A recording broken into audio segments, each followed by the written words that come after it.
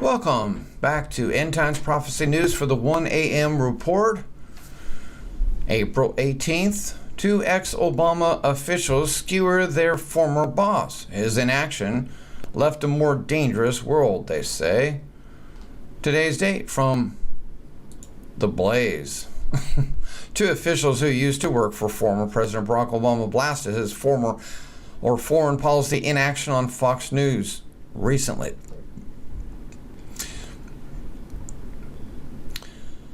Two men who served as top foreign policy advisors to former President Barack Obama are speaking out against their former boss, who made the world a more dangerous place. Barry Pavel, who sat on Obama's National Security Council from 2008 to 2010 as Senior Director for Defense and Strategy, told Fox News recently that Obama's inaction in Syria was a major mistake. In Syria, a major mistake was treating it like a humanitarian crisis when it was a major national security crisis that has caused destabilization of our closest allies in Europe, Pavel said. Syria has been a source of terrorist attacks in Europe and the United States and future attacks. I worry about that very much.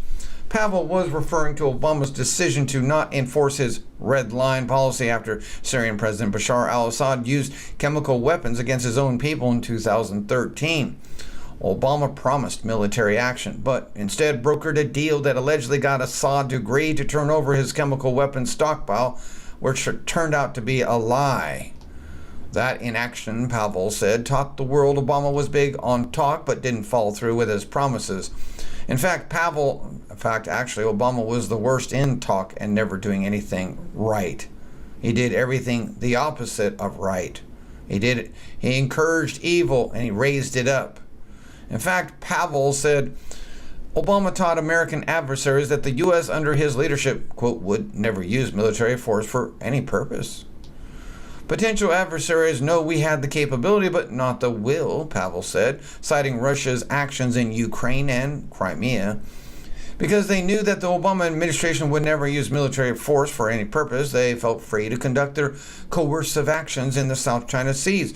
The Russians went into Iran and Syria, and North Korea accelerated their nuclear arms program, he explained, leaving the whole world a mess for Trump. President Donald Trump, however, chose to take a drastically different approach to Syria than his predecessor after Assad again used chemical weapons on his own people earlier this month. Trump ordered an airstrike on a Syrian airbase to send Assad a message that the U.S. will no longer tolerate his human rights violations when he sent 59 Tomahawks into the Syrian airbase. That was basically the base where the Syrian airbase planes went out and bombed with chemical weapons of sarin gas to his own people.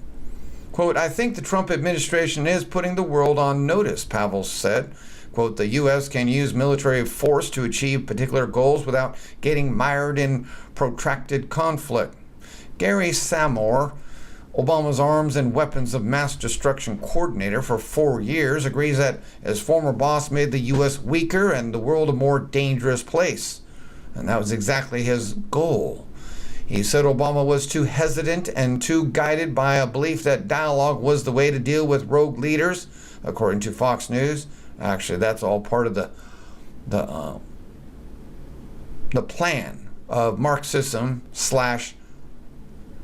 Islamic ideology. Quote, I applaud Trump, Samore said of the decision to strike Syria.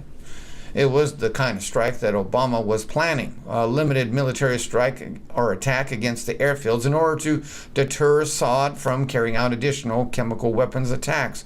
But he decided not to use it. Obama made a huge mistake by saying he was going to go to Congress for authorization. It turned out he did not have the votes, Samore explained.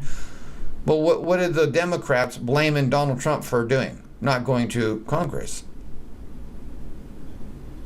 In fact, I'm sure that Donald Trump was not very happy when he heard Rand Paul said, well, he should have went to Congress, even though he supported the decision. I'm sure he may not be going to golf with Donald Trump anymore for the year. Trump was very smart to do it without congressional support. he said. I agree. 100%. And back to the Facebook murderer. Cleveland mayor just made an unexpected announcement about the Facebook live killer. Steve Stevens, something like that his name is. The mayor says he is announcing a $15,000 reward for information leading to the arrest of Steve Stevens. That's a nice thing.